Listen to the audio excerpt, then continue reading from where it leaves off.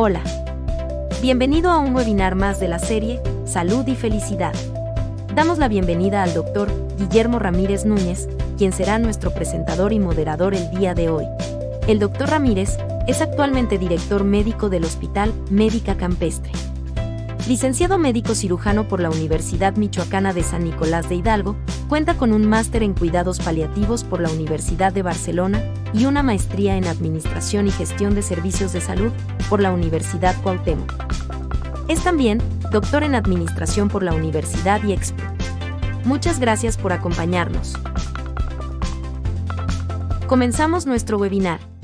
¿Qué tal? Muy buenas tardes. Bienvenidos a este jueves de webinar de la serie Salud y Felicidad que presenta el Hospital Médica Campestre. Pues el día de hoy vamos a tener una plática muy interesante. Vamos a hablar sobre los tips para la detección oportuna del cáncer de próstata. Esto justamente conmemorando durante el mes de junio, se conmemora sobre todo los procesos de detección oportuna en el cáncer de próstata. Y vamos a hablar un poquito. En los hombres la próstata es una glándula pequeña en forma de una pequeña nuez que se encarga de producir un líquido denominado seminal que nutre y transporta el esperma. Muchos cánceres de próstata crecen muy lentamente y limitan a la glándula prostática. En algunas otras ocasiones se pueden diseminar y generar lo que se conoce como metástasis. Pero si bien algunos tipos de cánceres de próstata, como ya comentamos, crecen relativamente lento y pueden requerir mínimo tratamiento o incluso ninguno, hay algunos otros que requieren una intervención oportuna para mejorar las condiciones, la calidad de vida y evitar la propagación. El cáncer de próstata se detecta de forma temprana cuando todavía está limitado a la glándula prostática y tiene muchísimas mejores probabilidades de tener un tratamiento exitoso. El día de hoy vamos a abordar algunos tips para esta detección oportuna de cáncer de próstata y para ello nos acompaña el doctor Guillermo Orrico Velázquez. El doctor es cirujano urólogo. Vamos a hablar un poquito del doctor. El doctor es médico cirujano egresado de la Universidad Autónoma de Chiapas. Tiene un posgrado por la Universidad de Guanajuato y es egresado de la especialidad de urología del IMSS de la T1 de aquí de León, Guanajuato. Y forma parte del staff del Hospital Médica Campestre. Doctor, ¿cómo está? Muy buenas tardes. Bienvenido a este jueves de webinar con un tema pues muy interesante, una situación que desafortunadamente cada vez se diagnostica con mayor frecuencia y pues justamente el motivo de estos webinars es generar ese proceso de concientización y dar la información oportuna para poderlo tratar adecuadamente. Hola, ¿qué tal, doctor? ¿Qué tal? Muy buenas tardes. Gracias por la invitación a la dirección de Médica Campestre y pues darle la bienvenida a todos los usuarios que se conectan para escuchar la charla y pues muchas gracias. Cuando guste podemos iniciar. Adelante, doctor. Muy bien, gracias. Hola a todos, ¿qué tal? Muy buenas tardes. Mi nombre es Guillermo Rico, soy urólogo y pues tengo el gusto de compartir con ustedes esta charla. Trataremos de ser breves y muy precisos para pues, tratar de concientizar a la población, como bien decía el doctor, para concientizar acerca de la detección oportuna del cáncer de próstata.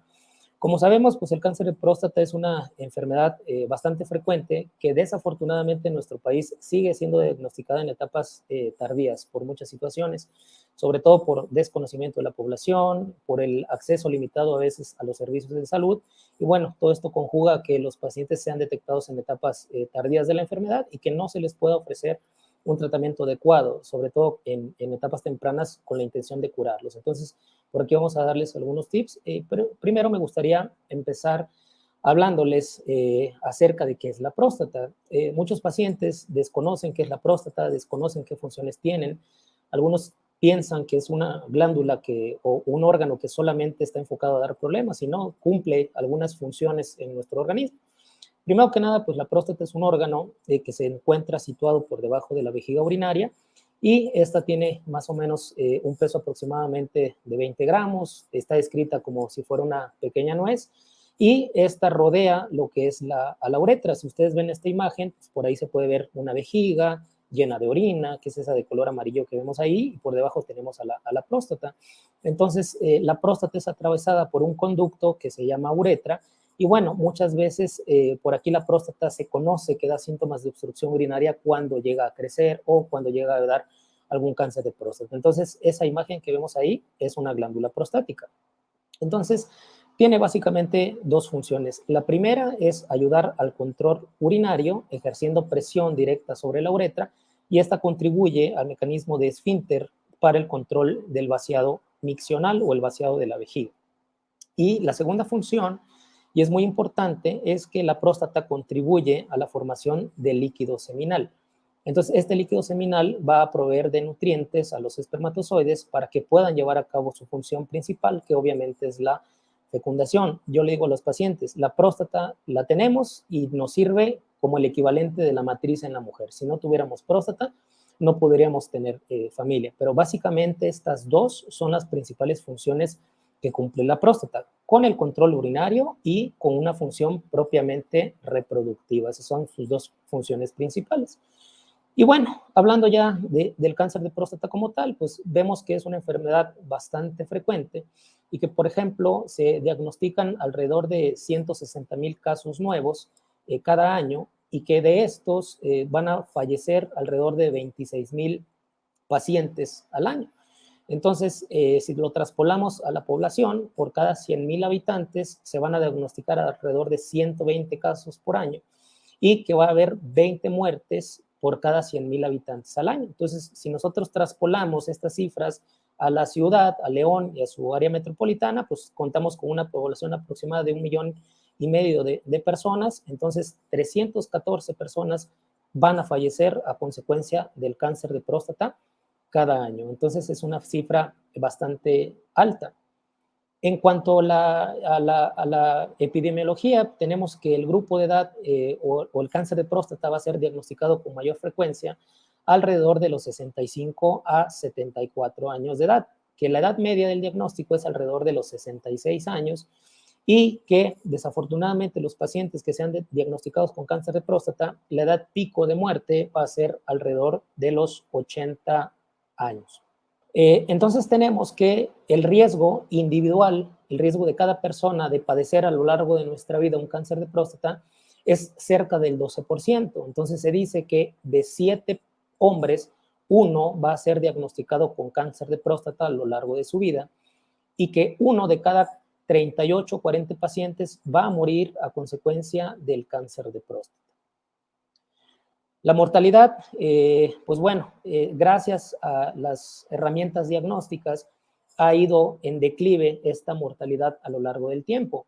Entonces, a partir más o menos de la década de los 90, en 1988, se introdujo el antígeno prostático, que es un estudio que muchas personas conocen o saben que se realiza para diagnosticar cáncer de próstata. Entonces, a partir de la década de los 90 se empezó a implementar como una herramienta diagnóstica. Entonces, obviamente, esta herramienta nos permitió diagnosticar cánceres de próstata en etapas más tempranas y de esta forma poder ofertar a los pacientes tratamientos oportunos. Y con esto, obviamente, la mortalidad fue cayendo. Entonces, la mortalidad era más alta antes de la década de los 90. Sin embargo, en nuestra población en México no es una situación que haya cambiado mucho. Desafortunadamente, el cáncer de próstata se sigue diagnosticando y sobre todo se diagnostica en etapas tardías.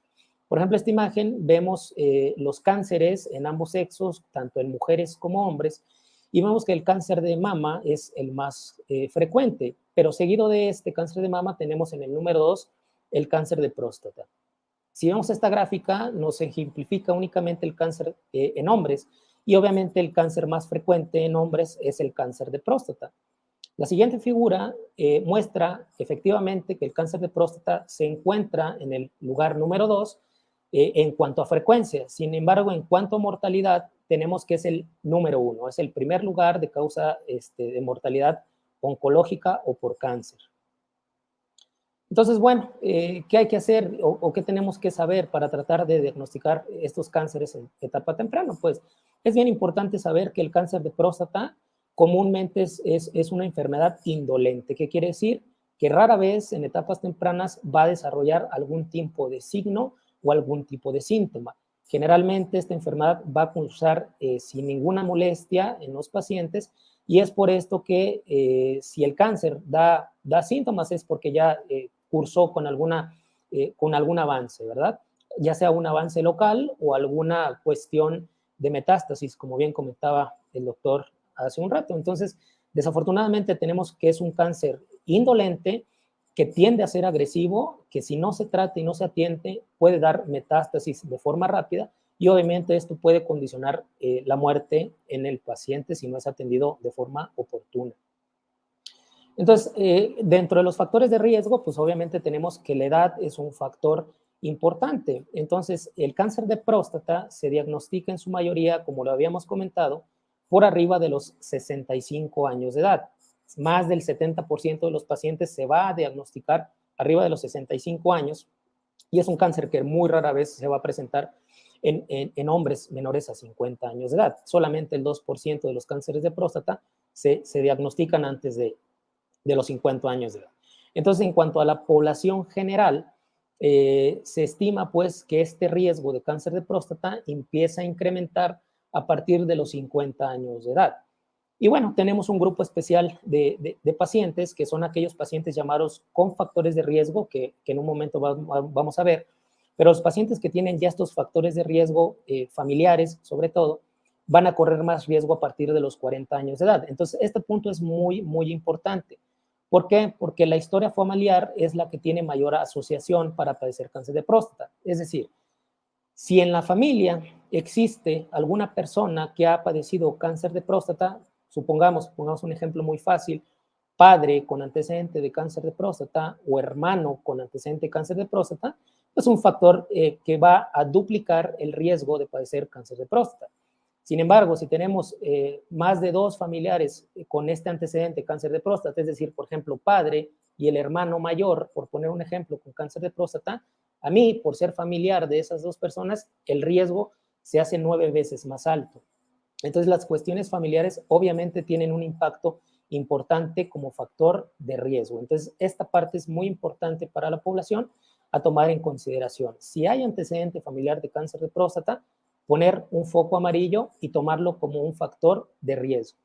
El cáncer de mama también no está escrito aquí en la diapositiva, pero el cáncer de mama también es importante contemplarlo, porque el cáncer de mama, ya sea en madre o en hermanas, comparten también un factor genético y esto obviamente va a poner en riesgo también a las personas. El hecho de que la mamá de un paciente haya padecido cáncer de mama, eso implica a mí como varón que tengo riesgo de padecer cáncer de próstata. Hay otros factores, la raza, por ejemplo, la raza es un factor importante. Se ha visto que los pacientes de raza afroamericana tienen también riesgo incrementado de padecer cáncer de próstata, tienen cánceres de próstata más jóvenes y cáncer de próstata también más agresivos. Está descrito también que algunos factores ambientales, como lo es el hecho de padecer diabetes, obesidad, colesterol o triglicéridos elevados, o tener un conjunto de estas enfermedades que se denomina síndrome metabólico, pues también está descrito como un factor de riesgo. Tal vez no tan alto como el antecedente familiar, pero bueno, es una situación que se tiene que considerar y tomar en cuenta, ya que, como sabemos, en nuestra población, pues predominan y son muy frecuentes este tipo de padecimientos. En cuanto a algunos otros factores, el alcohol o el consumo alto de alcohol está descrito como un factor, sin embargo no es tan fuerte o no tiene tanto impacto como los otros antecedentes que vimos. Algunos alimentos realmente no tienen mayor impacto. El tabaco realmente en cáncer de próstata no es un factor tan marcado como sí lo es en otros cánceres que vemos en urología, como el cáncer de vejiga, como el cáncer de riñón. Sin embargo, no es tan fuerte su impacto como factor de riesgo. Los libros describen algunas situaciones que pueden ser benéficas o que pueden protegernos contra el cáncer de próstata. Una de ellas es la actividad sexual. Se dice por ahí que los hombres jóvenes se recomienda que eyaculen alrededor de 5 veces por semana, que los pacientes que tienen arriba de los 40 años de edad, tratar de estar teniendo 21 eyaculaciones por semana, que es un factor descrito como de protección. Sin embargo, este hecho de eyacular mucho o poco realmente no es un factor que nos vaya a proteger al 100% de padecer de cáncer de próstata. Entonces, la próstata, si ustedes ven esta imagen, vemos una pequeña glándula que tiene una zona que se llama zona periférica. Esta zona periférica está muy cerca del recto. Entonces, por eso nosotros los urólogos muy comúnmente hacemos tactos rectales en las exploraciones a los pacientes, porque el 85% del cáncer de próstata se localiza en esta zona que se llama zona periférica y que realmente está muy cerca del recto y con un dedo podemos llegar a explorar muy fácilmente esa zona periférica. Entonces es muy frecuente que el cáncer de próstata se presente en esa zona. Hay otra zona, una zona más interna de la próstata que se llama zona de transición, que rara vez se da el cáncer de próstata en esta zona, solamente el 15% de los cánceres de próstata suceden en esa zona de la próstata. Entonces, lo más común es en la zona periférica. Esa zona de transición es muy importante para nosotros los urólogos, porque en esa zona es donde se da el crecimiento prostático, que es un crecimiento natural, benigno, que va a suceder en todos los pacientes, en unos más, en unos menos, pero es una zona muy importante, que es otro padecimiento completamente diferente al que estamos hablando, pero es bastante común también tener problemas de crecimiento benigno de la próstata. Entonces, cáncer de próstata es en la zona periférica y crecimiento prostático benigno es en la zona de transición generalmente. Entonces, lo que decíamos hace rato, que el diagnóstico temprano del cáncer de próstata siempre es importante hacerlo y saber, pues, esto lo repito de nueva cuenta, porque el cáncer de próstata, dice aquí, rara vez causa síntomas en una etapa temprana. Si el cáncer da algunos síntomas es porque podemos tener ya una enfermedad localmente avanzada, se le llama, es decir, que ya el cáncer avanzó a la mayoría de la glándula de la próstata, que empieza a penetrar la cápsula o los límites de la próstata o que empiezan a invadirse las vesículas seminales. Entonces, las enfermedades localmente avanzadas sí pueden detonar algunos síntomas y sobre todo algunos síntomas obstructivos urinarios, se le llaman, como lo son, por ejemplo, tener una disminución del chorro y la fuerza de la orina, orinar entrecortado o en pausas, tener una sensación de vaciado incompleto, sensación de goteo al término de orinar, levantarse muchas veces en la noche. Entonces, estos síntomas de obstrucción el paciente los detecta fácilmente. Sin embargo, cuando son detectados, estamos hablando de que la enfermedad probablemente ya avanzó. Que se tapen los conductos superiores de la vía urinaria y obstruyan la salida de los riñones y esto condiciona insuficiencia renal. Y rara vez sangrado en la orina, rara vez volumen de la eyaculación bajo y rara vez también disfunción eréctil. Entonces, la otra imagen que tenemos acá nos habla acerca de metástasis. Las metástasis, pues, es esta migración del cáncer de la próstata hacia otros órganos. Por lo general, al cáncer de próstata le gusta mucho el hueso. Entonces, estas metástasis se dan en el hueso y generalmente pueden afectar la columna lumbar, que es la espalda baja de los pacientes, la cadera, el fémur. Entonces, los pacientes empiezan a detonar algunos síntomas como dolor del hueso. Entonces, a veces los pacientes nunca se han checado de la próstata y resulta que tienen ciática y ellos dicen que tienen dolor de la ciática y que les duele la pierna y que tienen dolor todo el tiempo. Y desafortunadamente estos pacientes llegan por alguna situación al urólogo, traen su dolor del hueso desde hace mucho tiempo y se termina diagnosticando un cáncer de próstata en una etapa avanzada. Entonces, el dolor de hueso, estas fracturas que pueden suceder sin algún golpe fuerte, una fractura, el paciente estarse bañando, sentarse, tomar una mala posición y de repente se fracturó el paciente, pues bueno, también nos habla de alguna enfermedad avanzada. Que haya, por ejemplo, datos de anemia, de pérdida de peso, pérdida de la fuerza en el paciente, que tenga algo que se llama síndrome consuntivo, que está más delgado el paciente sin una causa aparente, que tenga inflamación o hinchazón de las piernas o algunos otros trastornos. Entonces, poner mucha atención en esta parte que decimos que rara vez el cáncer en etapa temprana, el cáncer de próstata, rara vez da síntoma alguno. Entonces, bueno, como el cáncer de próstata en etapa temprana, que es lo que queremos diagnosticar, no da síntomas, pues tenemos que tener herramientas que nos permitan a nosotros los médicos detectar estos cánceres en etapas tempranas. Y básicamente son dos los estudios principales. Aquí enfocarnos mucho a lo que es el antígeno prostático y a la revisión clínica con ya sea su médico de cabecera, su urólogo de cabecera, a aceptar la realización de un tacto rectal, porque es algo que nos va a dar mucha información y que vale la pena hacerlo. La verdad es un estudio rápido, sencillo, que no se tarda más de un minuto, ligeramente incómodo, pero la verdad vale mucho la pena el hecho de poder hacer un tacto rectal en el paciente. Y ahorita vamos a hablar de eso. Entonces, bueno, para poder diagnosticar el cáncer de próstata en etapa temprana, pues la idea es localizar esos cánceres en etapas tempranas, poder aumentar el diagnóstico en etapa temprana y así ofertarle a los pacientes un tratamiento de esa enfermedad localizada. Entonces, para aumentar el diagnóstico, pues tenemos que para aumentar los tratamientos de forma oportuna y de forma temprana, tenemos que localizar estas enfermedades en etapas tempranas, poderle ofrecer a los pacientes tratamientos con intención de curarlos realmente, y reducir obviamente esa mortalidad, ¿no? Esta mortalidad, si diagnosticamos tempranamente a los pacientes, vamos a poder ofrecerles que se mueran muchísimo menos, ofreciendo una sobrevida mejor y sobre todo una mejor calidad de vida en los pacientes.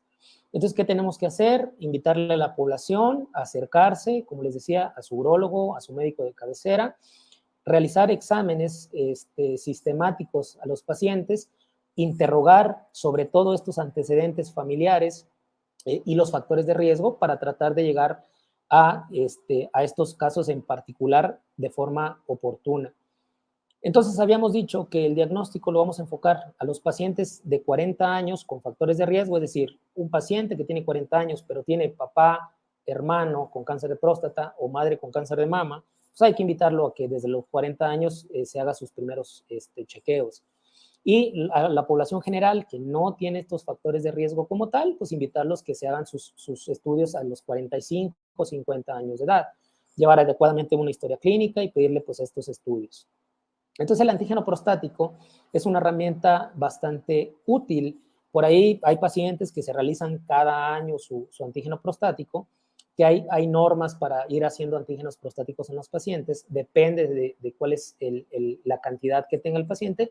Y aparte del antígeno prostático tenemos otras herramientas que son muy útiles, que se llaman variantes del antígeno prostático, que nosotros en consulta sabremos a qué paciente pedirlo, a quién no pedirlo, depende de la indicación.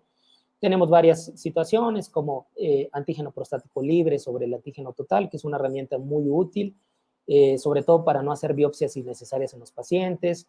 La densidad del antígeno prostático, es decir, si yo tengo una próstata grande en mi paciente, yo espero tener un antígeno prostático a la par, y eso se llama densidad de antígeno prostático. Pero lo que no me va a cuadrar en la consulta es que mi paciente tenga una próstata pequeñita, pero con un antígeno prostático muy alto. Eso no corresponde a crecimiento prostático. Probablemente tenga un cáncer de próstata ahí empezando ese paciente, entonces yo estoy obligado a estudiarlo un poco más. Entonces, herramientas en la consulta tenemos varias y tenemos que aprovecharlas cuando en cada paciente está indicado. Entonces, hay factores que van a influir en la elevación de este antígeno prostático. Uno de ellos es la edad del paciente, otro es la raza, otro es el volumen prostático que les había comentado. Saber pues que a mayor volumen de próstata se espera que haya un poco más de antígeno prostático y eso es normal, pero es algo que tenemos que checar en la consulta. Algunos otros factores como cuestiones de crecimiento prostático, situaciones inflamatorias e infecciosas de la próstata también pueden modificar el antígeno prostático. El uso de algunos medicamentos también, como el dutasteride o finasteride, muchos pacientes con crecimiento prostático lo toman y a veces no se tiene en consideración que estos medicamentos pueden simular un bajón de antígeno prostático que realmente no es real. Entonces tenemos que monitorizar a los pacientes que consumen este tipo de medicamentos. Instrumentaciones de la vía urinaria como un sondeo, la realización de alguna cirugía endoscópica de la vía urinaria también puede llegar a modificar el antígeno prostático. Entonces son situaciones que en la consulta debemos de considerar. Esta imagen me gusta mucho porque por ahí dice que a mayor cifra del antígeno prostático, mayores son las posibilidades de que ese cáncer se extienda fuera de la próstata. Muchos pacientes saben, van al laboratorio y ven que el parámetro de antígeno prostático es de 4 para abajo. Entonces dicen, no, pues estoy bien, cada año me lo voy haciendo, pero es importante que vean ustedes que aquí en el lado izquierdo de la diapositiva dice, si yo tengo un antígeno prostático y ese paciente tiene cáncer de próstata, las posibilidades de que el cáncer esté localizado en la próstata es de un 80%, pero a medida que este antígeno prostático va incrementando y simplemente con el hecho de tener un antígeno por arriba de 10, las posibilidades que ese cáncer esté localizado solamente en la próstata baja hasta un 50%, es decir, que ya hay un 50% de probabilidades que el cáncer se haya salido fuera de la próstata. Y si vemos, por ejemplo, un antígeno prostático por arriba de 50, pues las posibilidades de que ese cáncer de próstata ya esté fuera de la próstata, que esté en los ganglios o que esté en los huesos, pues ya es muy alta, es arriba del 75%. Y no es raro, es bastante frecuente que los pacientes lleguen a la consulta con su primer antígeno prostático que se hicieron en la vida con cifras de 20, de 30, hay quien llega con cifra de 300, de 900. Entonces esos pacientes realmente ya prácticamente se nos fueron de las manos y no se les va a poder ofrecer un tratamiento curativo, sí un tratamiento paliativo para sobrellevar la enfermedad, para controlar la enfermedad, pero es así de crudo. Esas pequeñas variaciones fuera de rango nos pueden estar hablando ya de un cáncer de próstata que se salió de la glándula como tal. Bueno, el tacto rectal, como les comentaba, pues es un estudio bastante accesible. Generalmente los pacientes no se incomodan con este examen. Es cómodo la mayoría de las veces. Únicamente es una cuestión que tiene mucho que ver con el pudor, con la pena del paciente, con la desinformación. Pero realmente el tacto rectal es un proceso que se tarda menos de un minuto. Y con este tacto rectal les decía que nosotros tenemos acceso a la glándula y pues obviamente buscamos las características de la próstata, buscamos saber de qué tamaño es la próstata, la consistencia que tiene, si hay nódulos, si le es dolorosa al paciente al momento de tocarla, porque el simple hecho de que nosotros palpemos un pequeño nódulo, pues nos habla de que probablemente el paciente tenga un cáncer de próstata solamente con el hecho de hacerle ese tacto rectal. Buscamos cáncer de próstata y nos va a dar diagnóstico en el 30% de los casos aproximadamente. Y si llegamos a tocar un nódulo, quiere decir que ahí hay un cáncer, pero que además es un cáncer agresivo y que por eso está creciendo por ahí un nódulo. Entonces, si nosotros conjugamos tanto el antígeno prostático como un adecuado tacto rectal, pues las posibilidades de llegar a un diagnóstico de cáncer de próstata van a ser más altas. Y bueno, el ultrasonido también es una situación que muchos pacientes preguntan por el ultrasonido. Realmente es una herramienta bastante útil, no es invasiva, no es dolorosa, es económica y ayuda pues sobre todo a conocer las dimensiones o el tamaño de la próstata, nos ayuda a saber si hay alguna lesión sospechosa, como algún nódulo en la glándula. También nos permite saber en qué condiciones está la vejiga, ver qué volumen de llenado o qué volumen premiccional se llama, o qué volumen postmiccional tiene, es decir, qué capacidad tiene la vejiga, mandamos orinar al paciente y con cuánto de residuo se queda la vejiga con orina. Entonces, generalmente es utilizado en patología benigna, como el crecimiento de próstata, como las prostatitis, por ejemplo, con problemas de incontinencia urinaria, que sí nos es útil en cáncer de próstata, pero realmente no llega a ser tan útil como sí lo es el antígeno prostático y el tacto rectal, pero sí nos orienta mucho. Entonces es una herramienta bastante disponible y además es barata en comparación a otros estudios. Y bueno, siempre que llegan los pacientes a la consulta, pues tenemos que hacer una suma de factores para conocer cuál es la condición de cada paciente. Y por ejemplo, hay unas calculadoras de riesgo que yo utilizo mucho en la consulta. Estas calculadoras de riesgo nos permiten saber precisamente qué tanto riesgo tiene cada paciente para hacer cáncer de próstata y nos permite, como ven ustedes a su mano izquierda, ingresar algunos datos, ¿no? Como la raza del paciente. En este caso hay un paciente de raza hispana, de 59 años de edad, con un antígeno prostático de 5, que nunca o no se sabe si tiene antecedentes familiares de cáncer de próstata, llega, lo reviso, tiene un tacto rectal normal y pues bueno, toda esta suma de factores me arroja a mí un panorama, ¿no? Y vemos por ahí caritas rojas, caritas amarillas, caritas verdes.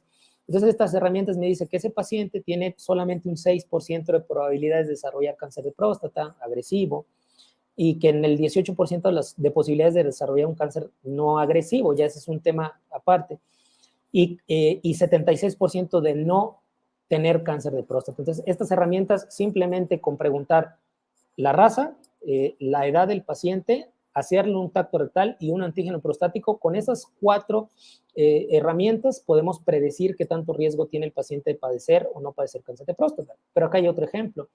Por ejemplo, tenemos un paciente prácticamente de la misma edad, sin embargo es de raza afroamericana, con la misma cifra exacta de 5 de antígeno, igualito que el otro paciente, pero él sí tiene tiene antecedente familiar de cáncer de próstata, el tacto rectal está normal y a él se le hizo un estudio que se llama antígeno prostático libre. Entonces, vean cómo con la misma cifra de antígeno prostático, solamente por ser de raza afroamericana y tener antecedente familiar de cáncer de próstata, este paciente tiene muchísimas más posibilidades de padecer cáncer de próstata y solamente son 2 parámetros que que se modificaron en la calculadora. Este paciente tiene cerca de un 45% de padecer cáncer de próstata agresivo, un 45% de no padecer cáncer de próstata, o más bien de cáncer no agresivo, y solamente un 9% de posibilidades de no padecer cáncer de próstata. Entonces, realmente, pues bueno, este tipo de herramientas,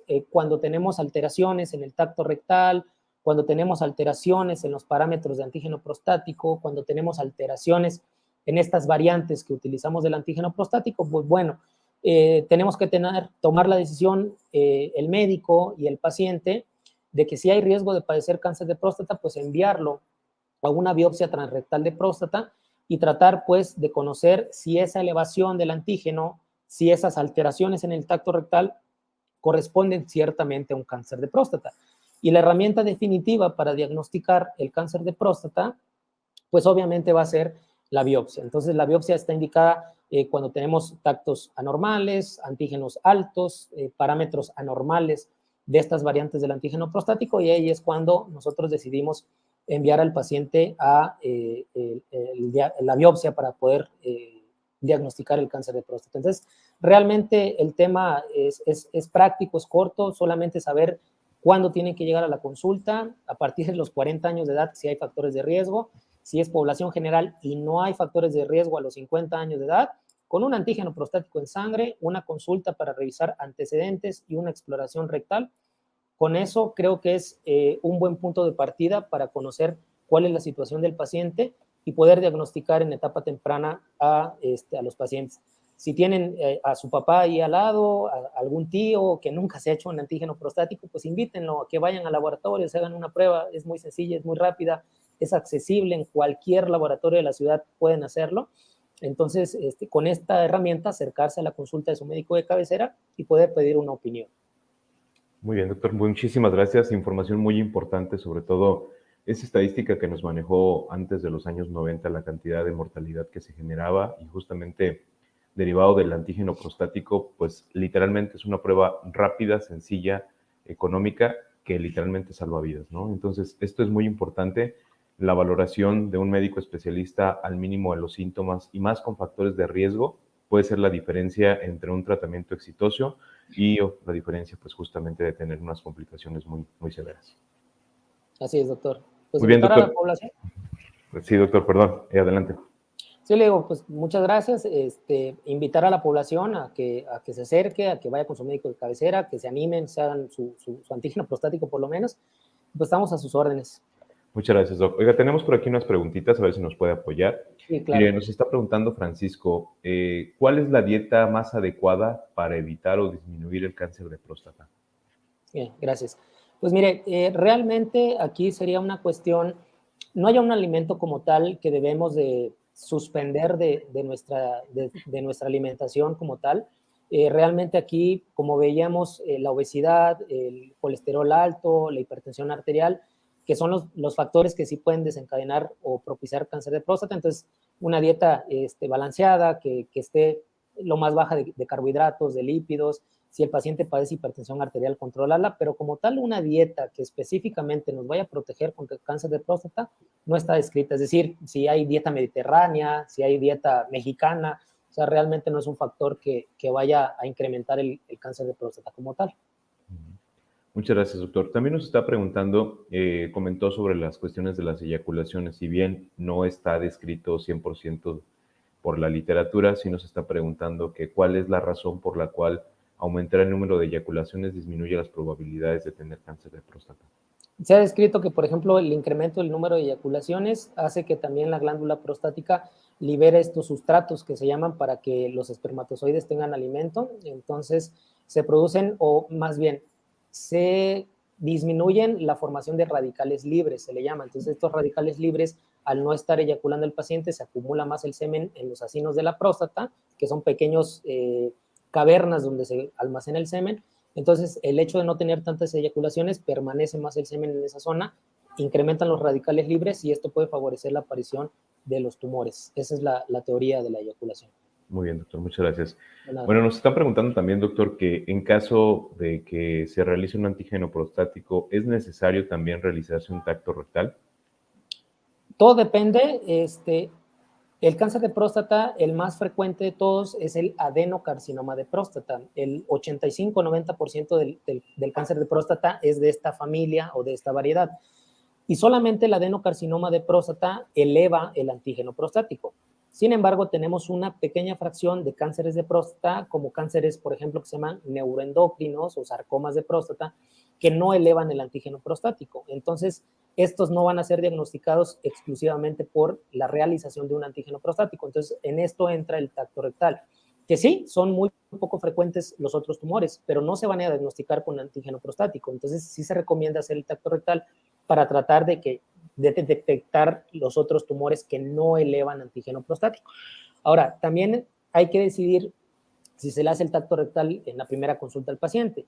Todo depende también de la cifra de antígeno prostático que cada paciente tiene.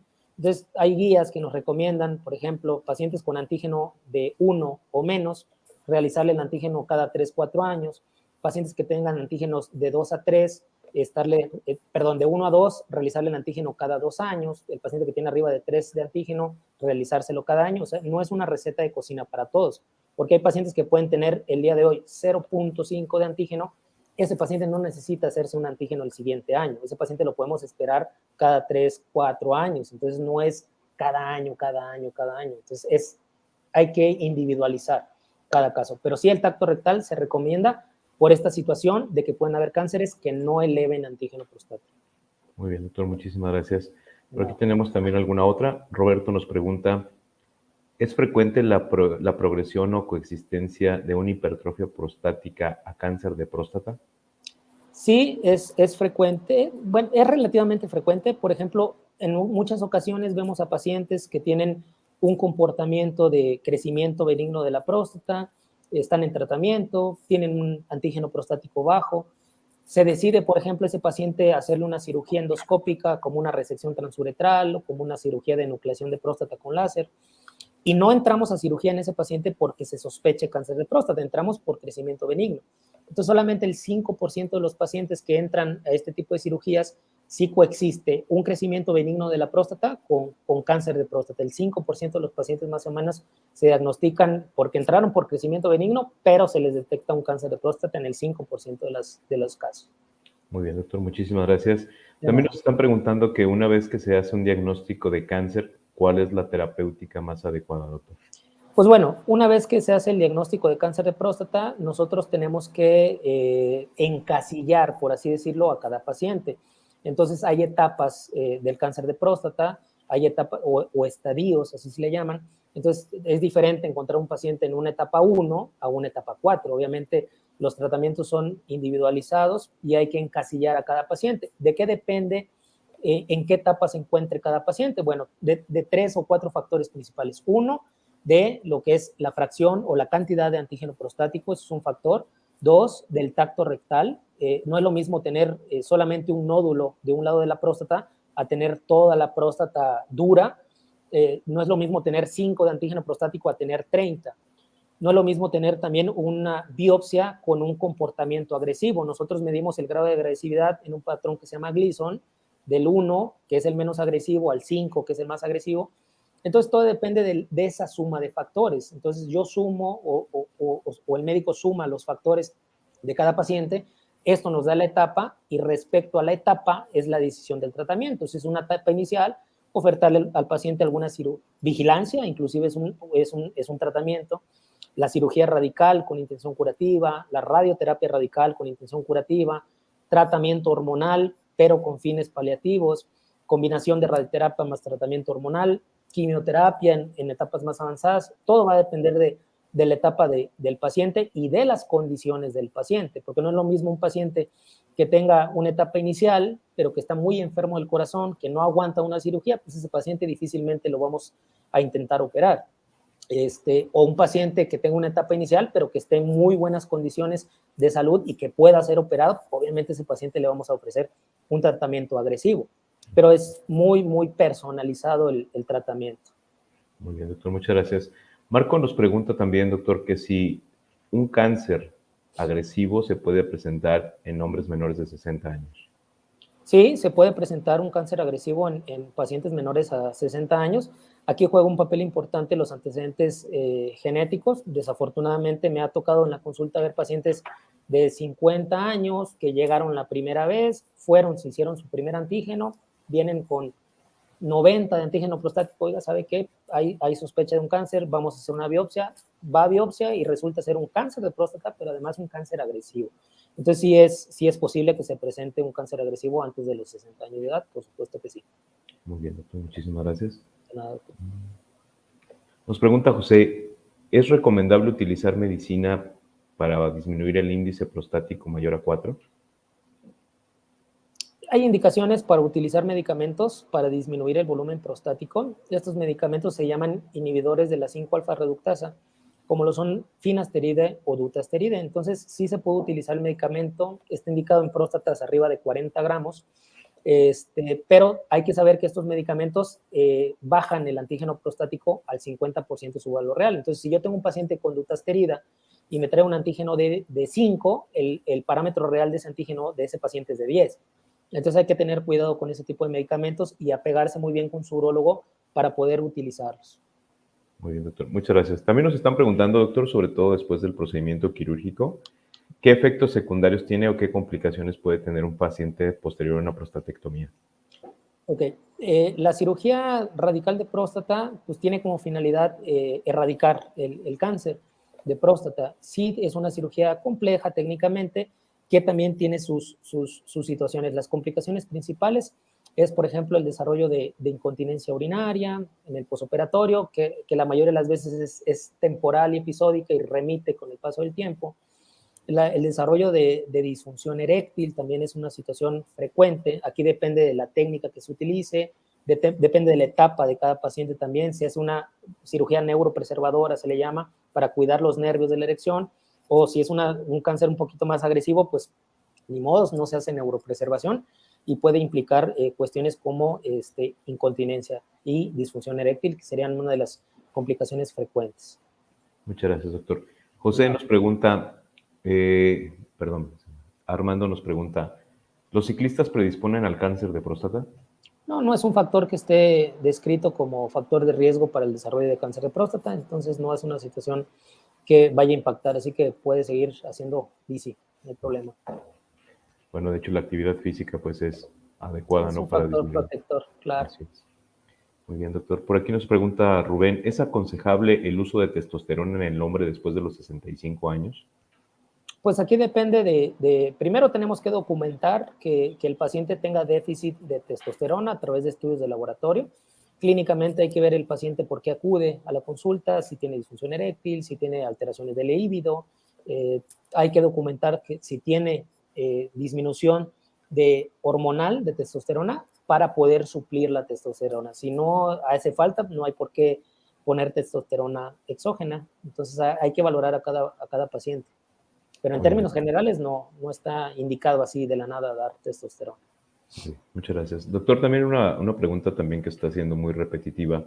Posterior al procedimiento quirúrgico, en caso de que el paciente lo requiera, ¿tiene alguna afectación en el desempeño sexual? Sí, puede tenerla.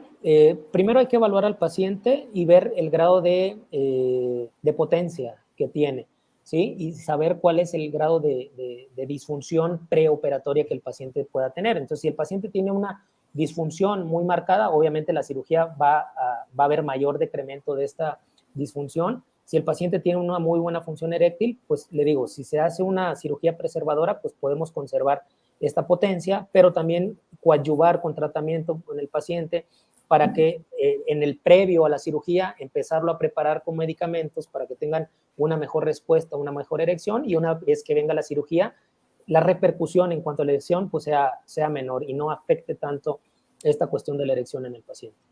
Muy bien, doctor. También como nos preguntaron del ciclista, también nos están preguntando que si el consumir productos, me imagino, dice productos del gym, me imagino que proteínas, creatinas, algún derivado sustituto alimenticio, ¿puede ser un factor para desarrollar cáncer de próstata? Como tal, el uso de estos Estas sustancias de gimnasio que se utilizan, las proteínas, la creatina y todo esto, realmente no son un factor que puedan detonar cáncer de próstata. Sin embargo, los andrógenos exógenos que sí son utilizados en ciclos, por ejemplo, para ganancia de masa muscular, pues sí son andrógenos externos al organismo, y como tal, el alimento del cáncer de próstata, por así decirlo, son estos andrógenos. Entonces sí pudieran tener implicación en cáncer de próstata. De hecho, un premio Nobel de medicina es el doctor Huggins, que fue el que describió que el cáncer de próstata tiene que ver con la testosterona como su alimento principal. Entonces, sí, la testosterona exógena pudiera ser un factor para el desarrollo de cáncer de próstata. Muy bien, doctor. Nos están preguntando también dónde lo podemos localizar, doctor, para una consulta o una valoración, si nos puede apoyar con sus datos. Sí, claro que sí. Yo estoy ubicado aquí en Médica Campestre, en la torre número 3, en el consultorio 304. Me pueden encontrar aquí en la página del portal de Médica Campestre o en internet. Muy bien, doctor. Pues muchísimas gracias. ¿Algo con lo que se quiera despedir, doctor, esta tarde? Muchas gracias por la invitación. Gracias a la Dirección Médica y Administrativa de Médica Campestre. Es un gusto poder platicar aquí con ustedes, y pues también agradecerle a todo el público que nos hace favor de conectarse, de acompañarnos y pues ponernos a sus órdenes. Muchas gracias. Muchísimas gracias a usted, doctor. Sobre todo Gracias. un tema muy interesante, y cumplimos uno de los objetivos, que es generar esta concientización y sobre todo la espinita de un tratamiento oportuno y veraz para todo este tipo de pacientes. Por aquí nos estuvieron preguntando también a lo largo de la presentación sobre la presentación. Ahorita les explico. De momento, doctor, a nombre del Hospital Médica Campestre, la dirección, le vamos a hacer llegar el presente reconocimiento por su valiosa participación el día de hoy. Muchas gracias, doctor. Que esté muy bien. Buen día.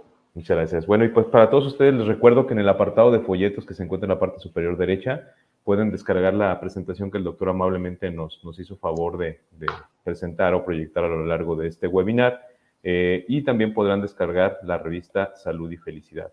La revista Salud y Felicidad, vamos en el número 62 de la serie, donde podrán encontrar así como otros temas de interés, y compartirlo a través de sus redes sociales con amigos y familiares. Y pues bueno, la próxima semana también tenemos un webinar muy interesante. Actualmente se está conmemorando también el Día del Donador, pero ya hablamos la semana pasada del donador, en este caso de trasplante renal.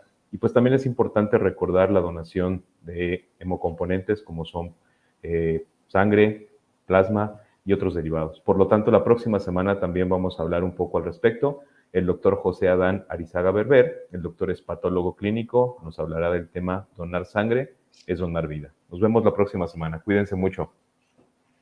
Hasta luego. Hasta luego, doctor. Gracias. Gracias.